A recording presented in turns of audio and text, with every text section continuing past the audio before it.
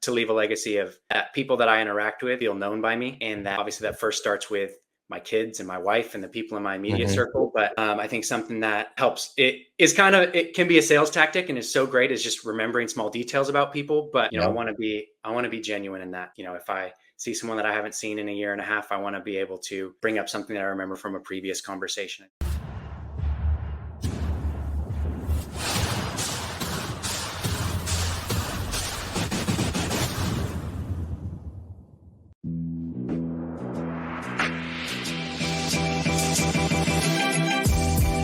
Great experiences build great leaders. Great leaders build great teams. This is Building Great Sales Teams.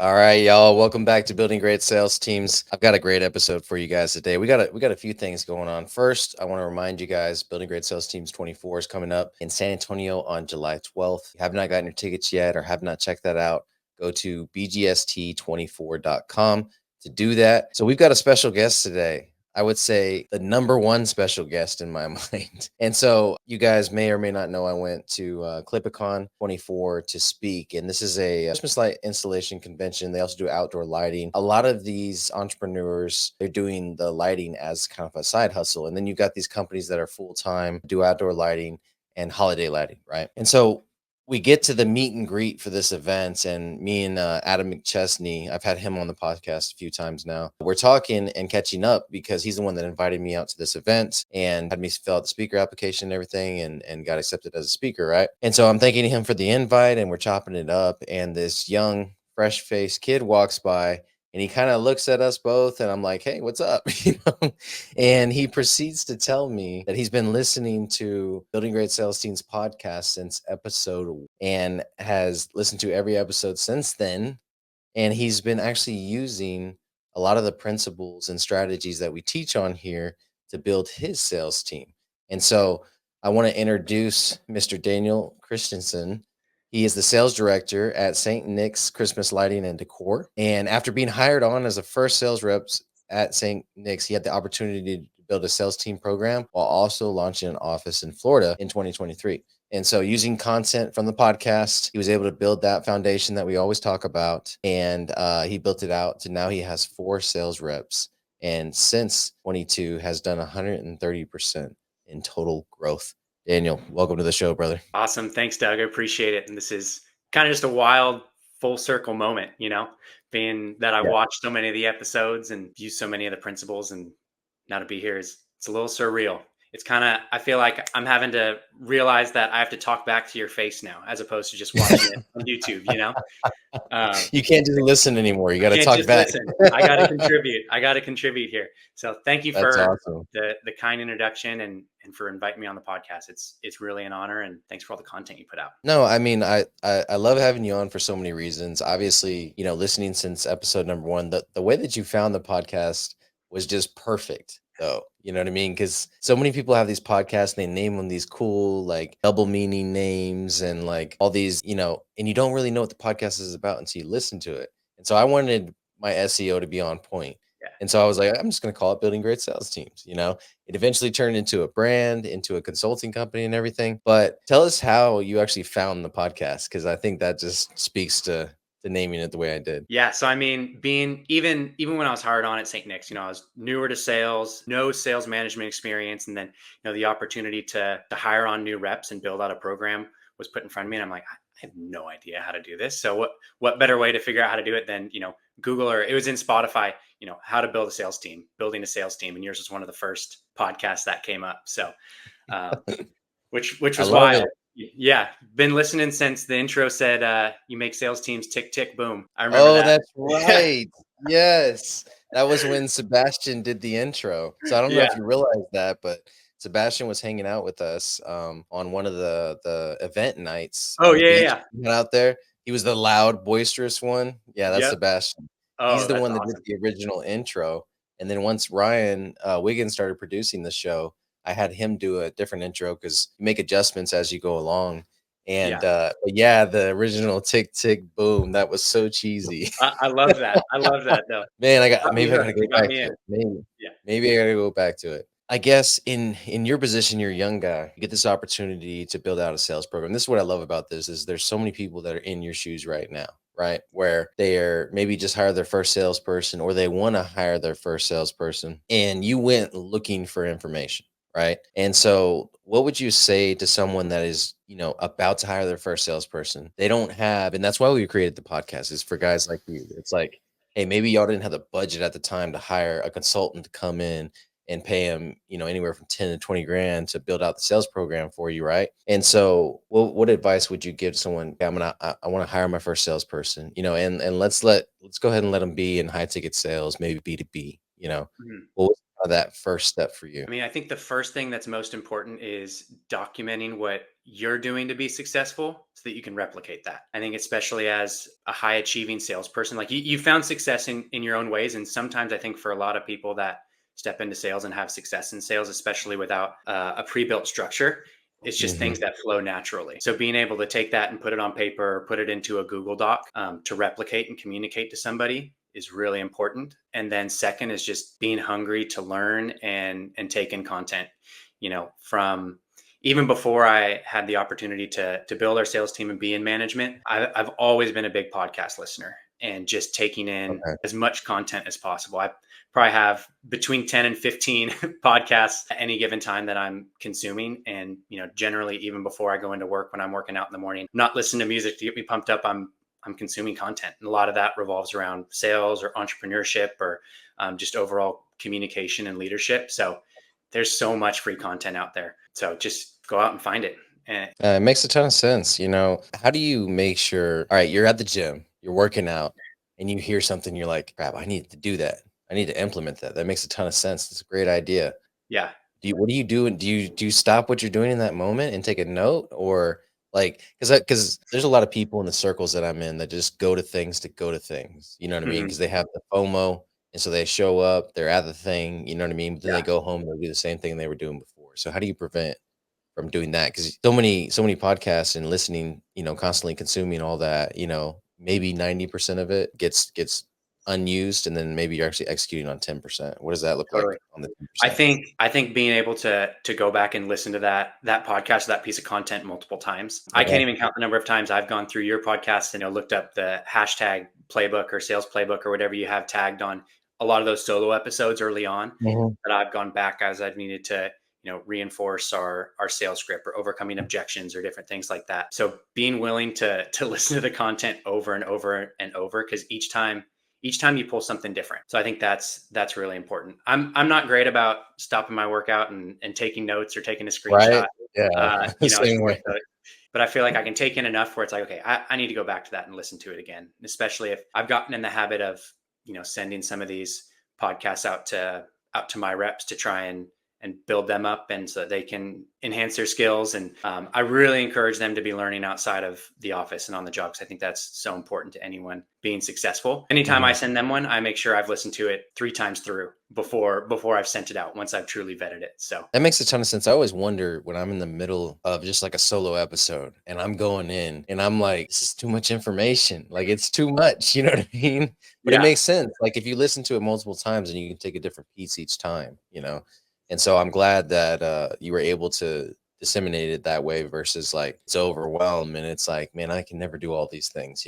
But it is yeah, a step by step process a lot of times. So sometimes if you just take the first step, which is like you said, document. I mean, that was the greatest answer of all the answers I've ever gotten on this. Obviously, because it aligns with what I teach, yeah.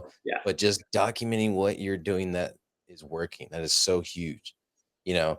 And I forgot who I was. Oh, I was being interviewed for an event coming up in September. Badass Business Summit, right? I'm on the podcast panel for this event. And so they wanted to do like a pre-interview. That way they know what questions to ask you.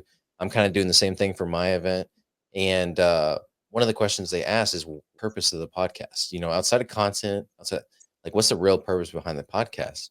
And it's to bridge the gap between somebody that is paying me for my services and then somebody that's just finding out how to build a sales team. It's to bridge that gap. Mhm. And so what you said is absolutely true. The first thing you want to do is document what are you doing, because obviously you're the example. And that's what's interesting too, is a lot of business owners aren't the example in terms of the salesperson in the company, and so they shouldn't build based on what they do. You know what I mean? Because Yeah. they just have a good network, they have a good referral, they have really good service, and that's why they're getting a lot of business in. And they think, oh, I'm gonna do it all inbound because that's how I get my business, when they need to have an outbound strategy, you know? Mhm. Yeah. And so that can get interesting with stuff like that. Okay, so Christmas lights. Yeah. When we hear that, the first thing we think, well, that's only a couple of months out of the year. That can't be a real business. So walk us Yeah. through the business model, what that looks like, and how you scale to the level that you guys are at right now, where it's like you're doing amusement parks, you're doing like big freaking jobs. You know what I mean? Yeah. So walk us through that a little bit. Exactly what you're saying is everybody's reaction. They're like, "You do what?" You're like, "Oh, that must be nice. You work in December. That's great." Hmm. It's far from that. We're working with. Well, actually, here, let me back up. So, our business, the way that we service our clients, we do installations local to our California and Florida office. So we have a year-round crew that is refurbishing our decor, preparing our plans for installation, and then executing installations in November and early on in December. And these are Hmm. mostly municipalities, large shopping centers, airports, theme parks, any large commercial property. That's our target client that we're looking for. We've been in business for 25 years, and we import products from overseas, and we have relationships with some of those factories where we're able to design products, spec them out here in our warehouse, and then import them and have them in our warehouse exactly the way that we've designed them and the way that we want to install them. So, Hmm. on top of the install side of our company, we have a vertical where we provide those products to other installers, commercial properties that may have an install crew in place. So that was really our purpose for being at Clipicon. Is Clipa's our largest distributor of products, and they take our large scale pieces, whether it's a 40-foot Christmas tree or a large walk-through lighted display, which you saw several of those at the Yeah. event, and they're distributing those to their network of installers. That's really interesting, because you guys aren't just ordering the product and installing it. You guys are developing it along the way. And you're Correct. the only part you're outsourcing is the actual build of these products, right? And Correct. so, and I'm going to skip ahead a little bit here just to provide some context to this, but you just closed your first consulting deal. Did. And Yeah. so Yeah. that's pretty cool, and you had called me last week and you're like, "Hey, how should I put this together?" And so we talked through it and everything, and you were able to close it. But man, now that you say that, and I want to take the time, I don't care that we're on a podcast. Like, you guys should have a dealer program, and in that dealer program is a pre-built course on building a sales team. You know what I'm saying? And that Yeah. you build out, you know, and that way when they're looking at, okay, who do we get our products from? Well, it's going to be from the ones with the most support, the ones that actually show us how to scale our business versus just buy more product for them. Does that make sense? Totally. Yeah. And Yeah, you're that's in line great. with some of the conversations that we've been having, kind of surrounding this situation and how we grow sustainably. Because Hmm. the installations are really, really difficult. It's Hmm. the core of our business. It's what's driven us to this point, and I think builds our credibility, because we're not just Hmm. bringing products in and sending them to somebody without testing them ourselves. Like, these are what we trust for our crews to install for our clients. This is what our sales Hmm. team is selling for an installation job and putting our name behind. So the installation's an important part of our Hmm. business, but to scale sustainably, it's being able to find partners and push our products in creative ways, rather than just building out a 100-person sales team, or whatever that Yeah, looks like. That's yeah. a lot, especially for a seasonal business that, as you can probably guess, has differences in varying cash flow throughout the year. So, sustaining a team year round can be difficult. Well, it's interesting because so much of what I built out is for that big volume team in terms Mhm. of transactions and reps, right? Yeah. But I have been doing a lot of builds that are more about the, okay, we want $1 million per rep, we want $2 million per rep, Yeah. and we want a residual setup. You know what I mean? To where, all right, they can have 20 clients and make 250, 300,000 a year off those 20 clients, but also, like, all right, that residual caps after 1 or 2 years, and now they no longer get that unless they're managing the account directly or something like that, or it passes off to an Mhm. account manager or which is a lot cheaper to manage the account or whatever the case is, Yeah. right? Just getting to that 5-person sales team would be huge for a lot of the people that order your products, and it's interesting to me because, where I started was in dealer programs, right? So I sold for AT&T. They provided me with support, with training, all that good stuff. And then they would do other things like if we wanted to get marketing out or something like that, they would discount the marketing services, So it would be a third-party marketing company would come in, they would register with this dealer, and I would order the marketing from the dealer, but at a discount because they would give me credit. What did we call it? Something funds. It was like a certain type of funds that they would give per sale to us, Okay. and that we Yeah. could use those to like order merch, order product, or order swag and stuff like that. I mean, at one point you could order like a DirecTV Jeep that was pre-wrapped. Yeah, Oh, it wow. was crazy. That's awesome. It was Yeah. crazy. If you had enough of those funds saved up, you could order a vehicle basically that was pre-wrapped by DirecTV. You know what I'm saying? Mhm. Wow. And Yeah. so that could be really interesting for you guys in terms of, all the products that you provide and everything. And it's only going to grow Clippa's brand like crazy too, Yeah. And I Um, think what's important about our products as well is, we're trying to make changes to design them to be installer friendly.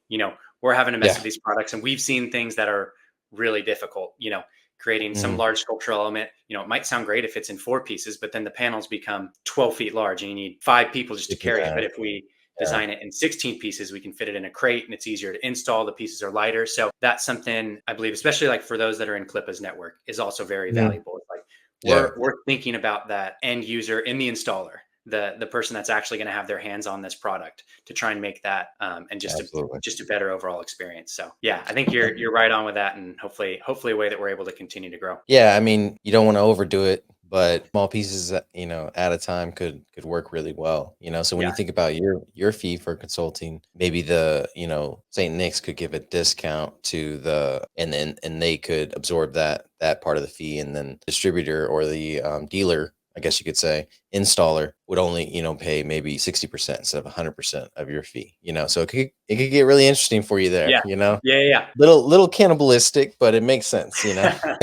Yeah. All right. So you've built out a team of 5 now, and that's in roughly 2 years, correct? And so when you look at those 2 years, kind of walk us through that journey. What did the first hire look like? Have you had to cut anybody loose? Has there been turnover? And kind Mhm. of walk us through that journey a little bit. Yeah. So I did actually have to cut somebody loose at one point, which was difficult. It was shortly after Mhm. I was hired on with the company, another sales rep was hired on as well. Okay. And then I had the opportunity to step in to leadership and kind of start building and managing the team. The dynamic was a little difficult, and the decision came to end up cutting that person loose, which was the toughest thing I've had to do professionally, I think, Mhm. but grew a lot and learned a lot through that. So basically, I guess from the start of that sales team in 2022, I guess it would actually be 2023 was when we really started scaling and hiring reps. The first rep that we hired out of our California office was actually someone who was working seasonally in our warehouse. And both the owner and I saw something special in him.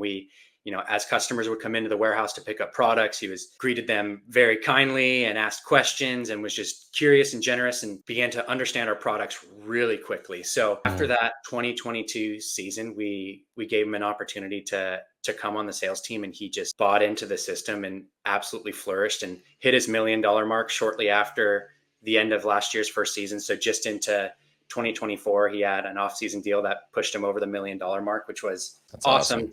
to do that so quick and felt so good. And then the other rep that we hired at that same time was as we were starting our Florida operation. So we had kind of Mhm. the right person in mind to hire out there, and hired him. I guess that would have been January 2023. And I guess the inception of the team started with, I mean, that was when I was starting to like really dig into your podcast and and started Mhm. writing sales scripts and documenting these objections, and Mhm. just being able to get that information out in front of our reps so that they really understand our products and how we can best service our clients. But for Mhm. me, what was so important right off the bat was which you talk about in all of your teaching, is to not try to put them in a box and give them a script that they have to read off of. They don't need to become Right. Daniel Christensen to sell. They Right. need to be themselves within this structure that St. Nick's has and be able to communicate value in the best way they can. So that's how, I mean, that was the foundation, is that sales script, and just encouraging our sales reps to be themselves within that structure. And it's really led to them being quite successful. So yeah, and then I guess, well, moving on from that, then we hired another rep in September and November out here in California. Now I don't know, the office is full. There's a lot of energy. Yeah. Closing deals is exciting because, we really have a team that's excited for one another when there's successes. I have a big Mhm. sports background, so being Okay. in sales management and having a team and and being able to build that out and sharing everybody's successes it's contagious. Like that atmosphere is so much fun, and we're still relatively new. Like we're only, let's say, 8 months into really having that environment of a sales team. So there's still tweaks and things happening here and there along our sales program, which will continue and forever. Mhm. We'll keep making those changes. But the environment of going from one sales rep where we're at now it's really exciting. It's a fun atmosphere within the company. Fun to be a part of. Have you basically, with your team, have you hired yourself, or do you find yourself hiring guys that are older than you? I find myself hiring myself, if I'm Sure. honest. I mean, Yeah. it's tough. And Like when yeah, you hire someone that's older than you, you automatically have the age issue. You know what I'm yeah. saying? I Which think I is Yeah, go I ahead. fall actually like right in the In the middle of middle. our age. So we have a couple Okay. reps that are older and a little bit more experienced, Mhm. still very young at heart, and and have the same energy and drive, and then a few that are younger. So it's a mix. It's a mix, but I think I tend to find myself gravitating towards people that are more in similar walks of life to me. Well, it makes sense because what you don't want to happen is, to hire a bunch of guys that are super experienced and think they know everything and think that, hey, this kid's not gonna be able to teach me anything. And Mhm. when I look at that sales management role, it's more important that you execute the scope of the role versus that you're the most experienced person on the team, you know, in my mind. And I think what you are doing is rare, because when you hire that initial rep and you say, "Hey, if you do well, I want you to build this team out." That initial rep is usually not the person that can build out the sales program. You know what I'm saying? So the fact that you were able to build that out, I think your owner hit a home run on that one, because it's tough because a lot of guys, especially experienced guys, come in talking a big game and saying, "Hey, I can build out a team, I can manage a team," but I don't think they really know what that means. And what it Mhm. means is what you did is like, "Hey, I'm building out an SOP, a big ass SOP for the sales program with a lot of little details in it." So, in terms of culture, what are some of the things that you guys are doing that are kind of having fun with, or that you think are feeding the culture of your company? Yeah, I mean, a big part of our sales strategy is being at trade shows, like similar to Clipicon, but we do 14 shows a year, which Okay. it is a lot. It's a grind.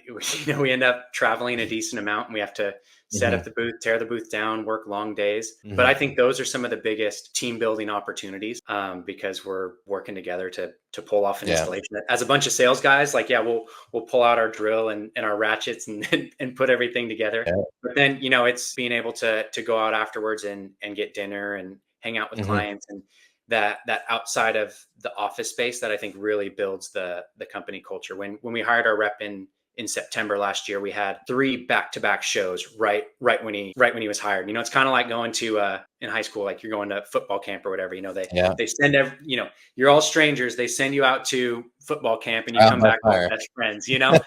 I think that's something unique about our company and our sales strategy, that we found a lot of success in trade shows, and it just kind of organically builds culture and friendship and camaraderie. Yeah, that's how I'd say to It that. makes a ton of sense. If you can like work out of town every now and then, as a direct sales program, if you have that ability, then you need to take advantage of that.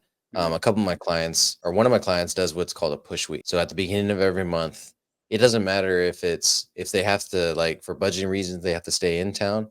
They purposely on a daily basis drive 45 minutes, an hour out of town, right? Because you get away from all the extractions and or distractions, and then you also get to, like, you have no choice. You got to hang out with the people that you're working with. You know what I Yeah, mean? So yeah, you yeah, get to know them a little bit. You get to build that camaraderie, and you get to build that culture organically versus like having to force the culture through spending money through competitions and bonuses and stuff like that. yeah. And so it definitely works both ways. You got to have a nice mix of it all, but that makes a ton of sense. So you talked about traveling a lot, and now you're a husband and a father. You got a Yeah, 4-month old. Happy yeah. Father's Day, by the way. We're only a Thank couple you, days thank you. after that. Yeah. And so how has that been? Have you made adjustments, or how are you handling kind of balancing all that?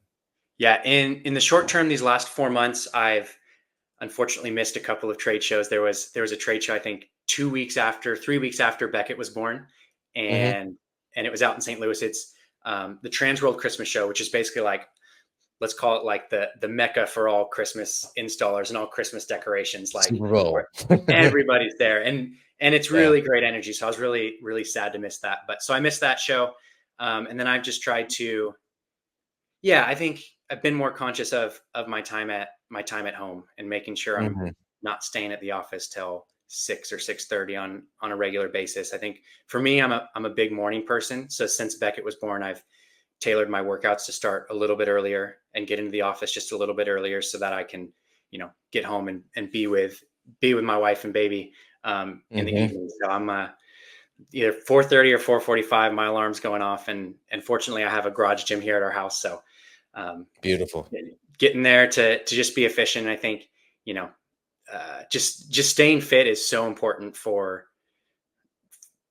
any person, but also I think just Yeah. mentally and for your energy and for everything. Like that's something, like I already mentioned, like growing up as an athlete, like you got to keep that fitness level up. And I feel like since Beckett was born, I've been even more motivated to be dialed in on the Hmm. fitness side and making sure that my schedule is as efficient as possible when I'm working, so that I can be there for Kylie and Beckett. So No, it makes a ton of sense, and the way you're handling it at this age. I mean, how old are you now? 28, but I'll be 29 in 3 weeks. So basically 30. Okay, so 29 at this age is Yeah. fantastic. I'm sure you've heard the episode where I kind of laid it out all out on the line, and me at 29 was nowhere near me now, and I'm 38 now, and so a lot of growth had to happen. But what's cool is like, and I'm just assuming here, but you've heard some of those things, and you're like, hey, I don't want that to be me, so I'm going to execute what Doug is saying now versus what he was doing back then, right? Yeah. And so that's why I feel like God put you through those things. It's like so you can be an example for others, and don't get me wrong, I made a lot of dumb choices to have to go through those things, but as long as I had to go through them, right? Um to be an example for others and to definitely pass that forward. But what's cool about what you're doing is you get to be kind of a living example in the age that you're at now, where a lot of young men are lost. You know what I'm saying? Maybe they didn't have the father figure growing up, maybe they had some trauma, whatever the case is. And if you're setting that example, and this is not to put pressure on you, but it's going to happen naturally. You're in a leadership role. You're setting the example, getting up early, being intentional about your time with your family, focusing on your health and fitness, prioritizing your family too. I think that's much needed for your generation for sure. So I Appreciate that. appreciate you for that. Yeah. Okay, so all that being said, the questions that's coming. You got to Yeah. know. Yeah. Yeah. This is the Yeah. one you were probably prepared for, right? Yeah. And Yeah. I've found myself not asking it all the time now, but I've I noticed think it's that. definitely appropriate for what we've been talking about here. And you're at this point in life where you've built something really cool and really meaningful, and now you're starting to build something else 10 times more meaningful, which is your family. And so I would imagine these thoughts are racing through your head of this balance you're quote unquote supposed to maintain, or as I call it, alignment, right? So when you think about legacy, what does that mean to you, and what legacy do you want to leave behind? Yeah. I mean, I think ultimately the legacy that I want to leave outside of, being a hard worker, successful in business, or whatever that looks like, is just that people, at the end of the day, that people recognize me as a follower of Christ. I grew up Hmm. in the church and was fortunate enough to loving Christian parents, and both my grandparents that were in church, and my grandpa was a pastor, and uncles that were missionaries. And that's like really at the core of what I do. That's ultimately the legacy I want to leave outside of anything else that's going on. Everything else can be great, but ultimately my faith in Jesus needs to be first. And then second is I want to leave a legacy of that people that I interact with feel known by me, and that obviously that first starts with my kids and my wife and the people in my immediate Hmm. circle. But I think something that helps, it can be a sales tactic and is so great, is just remembering small details about people. But I Yeah. want to be genuine in that. If I see someone that I haven't seen in a year and a half, I want to be able to bring up something that I remember from a previous conversation. I think that's something that Hmm. I admire so much about my granddad, a trait that he had is, I can talk to him now and he remembers details about his friends in second, third, and fourth grade and what they're doing Yeah. now and their wives and their kids. And that's something that I admire about him. And I hope it's something that my grandkids someday remember about me. I love it, brother. So far ahead of your time. I didn't start intentionally doing that probably till I was like 35 or 36, but it's exactly what you said it is. It makes, and making someone feel seen can change their whole life, even if you just do it once, to where I do have value, Yeah. Daniel remembered that about me, Yeah, I couldn't agree more. That is the ultimate goal, right? The ultimate legacy to leave behind is, how many people saw me as a follower of Christ and then followed Christ themselves. That's huge. It's interesting, the dynamic, because we had a small group last Sunday, and we meet with a small group most Sundays that we go to church, kind of throughout why do we go through this trauma in as young adults or as children or whatever the case is. And my a theory that I have been putting together was, you can bring a lot more people to Christ if you've actually like relate to them and been through what they're going through. Totally. And I got convicted a little bit by one of the other members of the church, where she was like, but the people that had both parents and grew up in a Christian home, they're examples too, of what you want to do for your children. You know what I'm saying? And they're Mhm. examples that basically of what happens when you don't traumatize your kids, or when you have both parents in the home, or when they're followers of Christ. Like, they're a shining example of that as well. While they may not be able to relate to those certain people, there's so many more people that they're inspiring to continue on that path, and I think you're a great example of that. When I think about, okay, what is my son going to be like when he gets older, now that he has both parents in the home, even though we put him through some trauma with the divorce and everything, that he has both parents at home and he has that support system, and he's never hungry and he's never without, and so it's nice to know that, hey, I'm not just going to raise a spoiled child. You know what I mean?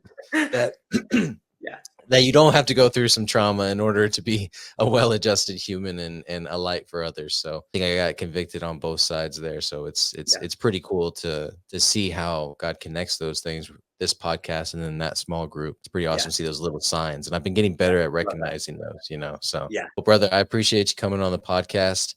Man, I appreciate you more because you didn't let that weekend go by without like introducing yourself and telling me your story and everything. We're coming up on 300 episodes now, and stories like yours make all 300 worth it by themselves. So you can imagine when we get the comments or when we get the messages or whatever the case is, how important that stuff is, because it's Yeah. not just about being an authority and gaining business from it and all that kind of stuff. That is why you do it initially, but then you realize, man, I can't stop. Right? Because if I stop and I miss a week or something like that, Daniel's going to be left without, you know what I'm saying? And so we can't let that happen, Yeah. And so I appreciate you again for coming on the show, brother. Thanks for having me. It's been an awesome experience. Awesome. Well, you guys know what to do. Let's get building.